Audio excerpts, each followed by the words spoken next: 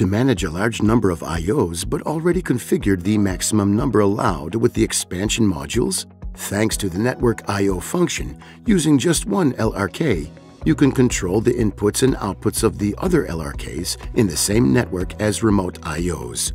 Let's have a look at a practical example with two micro PLCs. From one LRK, which will assume the role of master, we want to control the output of another LRK, which will be configured as a slave. In this example, we've configured the master micro PLC with the IP address 192.168.0.10 and the slave with the IP address 192.168.0.20.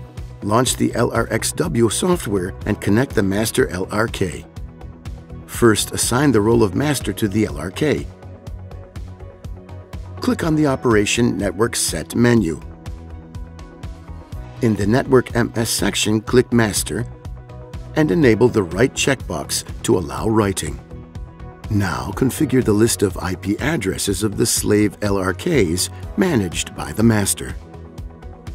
Click the Network I/O IP Set button.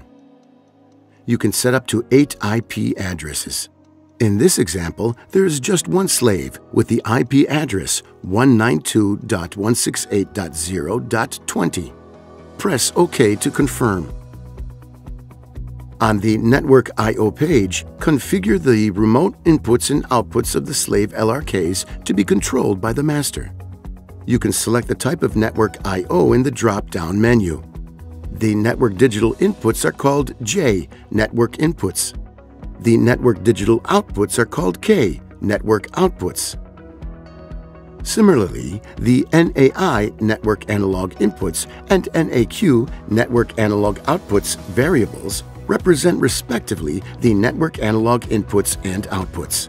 For example, suppose we want to control the physical output Q03 of the LRK slave from the master, which is a network output for the master. Click on K Network Outputs. Choose one of the available K variables, K01 for example. Select the IP address of the slave, 192.168.0.20, in the drop-down menu on the side of the screen, and the variable of the slave you want to control on the right, Q03 in this example. In this way, when the master's network output K01 is activated, it will control the physical output Q03 of the selected slave. Repeat these steps to configure as many network variables as you need. Press OK to confirm. Now you can use variable K01 that was configured in the project, just like any other output that's available to the master.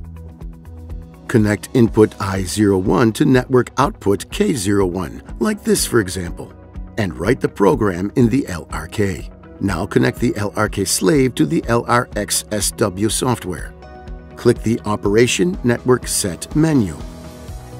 In the Network MS section, select the Slave option, enabled by default, and enable the Write checkbox. Set the master LRK IP address 192.168.0.10 in the Master field. Click OK to confirm and finish. Put the micro PLCs in run mode and check it functions. As you can see, when I01 closes on the master, output Q03 of the slave is activated.